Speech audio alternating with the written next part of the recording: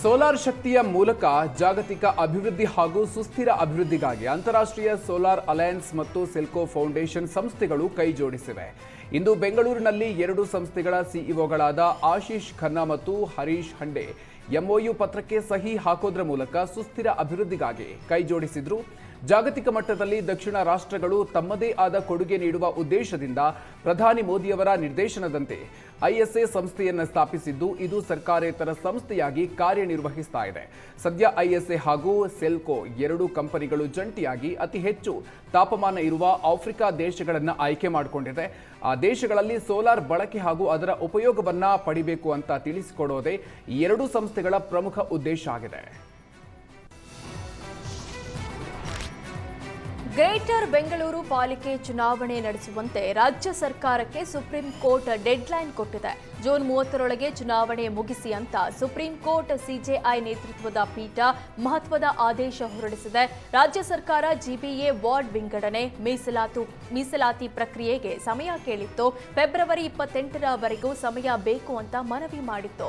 ಇದರ ಜೊತೆಗೆ ಆಯೋಗವು ಕೂಡ ಚುನಾವಣಾ ಪ್ರಕ್ರಿಯೆಗೆ ಜೂನ್ವರೆಗೂ ಸಮಯ ಬೇಕು ಅಂದಿತ್ತು. ಇಂದು ವಿಚಾರಣೆ ನಡೆಸಿದ ಸುಪ್ರೀಂ ಕೋರ್ಟ್ ಫೆಬ್ರವರಿ 20ರ ಒಳಗೆ ಮೀಸಲಾತಿ ವಾರ್ಡ್ ವಿಂಗಡಣೆ ಮಾಡಿ ಜೂನ್ 30ರೊಳಗೆ ಚುನಾವಣೆ ಮುಗಿಸಿ ಅಂತ ಆದೇಶ ಕೊಟ್ಟಿದೆ.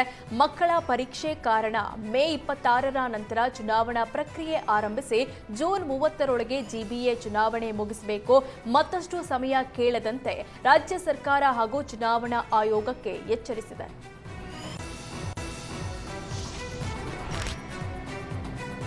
ಜಿಬಿಎ ಚುನಾವಣೆ ನಡೆಸುವಂತೆ ರಾಜ್ಯ ಸರ್ಕಾರಕ್ಕೆ ಸುಪ್ರೀಂ ಕೋರ್ಟ್ ಗಡುವು ಬೆನ್ನಲ್ಲೇ ಬಿಜೆಪಿ ನಾಯಕರು ನಾವು ಚುನಾವಣೆಗೆ ಸಜ್ಜಾಗಿದ್ದೀವಿ ಅಂತ ಹೇಳಿದ್ದಾರೆ. ಈ ಬಗ್ಗೆ ಪ್ರತಿಕ್ರಿಯಿಸಿದ ವಿಪಕ್ಷ ನಾಯಕ ಆರ್ ಅಶೋಕ್, ನಾವು ಜಿಬಿಎ ಚುನಾವಣೆಗೆ ಸಿದ್ಧರಾಗಿದ್ದೀವಿ. ಸರ್ಕಾರದ ವಿರುದ್ಧ ನಮಗೆ ಬೆಂಗಳೂರಿನ ಗುಂಡಿಗಳ ವಿಷಯ ಮತ್ತು ಕಾನೂನು ಸುವ್ಯವಸ್ಥೆ ಹಾಳಾಗಿರುವ ಎರಡು ವಿಷಯ ಸಾಕು. ಈ ಎರಡು ವಿಷಯಗಳನ್ನು ಪ್ರಸ್ತಾಪಿಸಿದ್ರೆ ಬೆಂಗಳೂರಿನಲ್ಲಿ ಕಾಂಗ್ರೆಸ್ ನೆಲಕಚ್ಚಲಿದೆ ಅಂತ ಹೇಳಿದರು. ಇನ್ನು ಎಚ್ ವಿಶ್ವನಾಥ್ ಮಾತನಾಡಿ, ಕಾಂಗ್ರೆಸ್ನವರು ಜಿಬಿಎ 5 ಭಾಗ ಮಾಡಿದ್ದ ಬಗ್ಗೆ ನಮಗೆ ಇಷ್ಟ ಇರಲಿಲ್ಲ. ಸುಪ್ರೀಂ ಆದೇಶದಂತೆ ಕಾಂಗ್ರೆಸ್ ಚುನಾವಣೆ ಮಾಡಲೇಬೇಕು. ಜಿಬಿಎ ಚುನಾವಣೆಗೆ ಬಿಜೆಪಿ ಸಿದ್ಧವಾಗಿದೆ. ನಾವು ಗೆದ್ದೇ ಗೆಲ್ತೀವಿ ಅಂತ ಹೇಳಿದ್ದಾರೆ.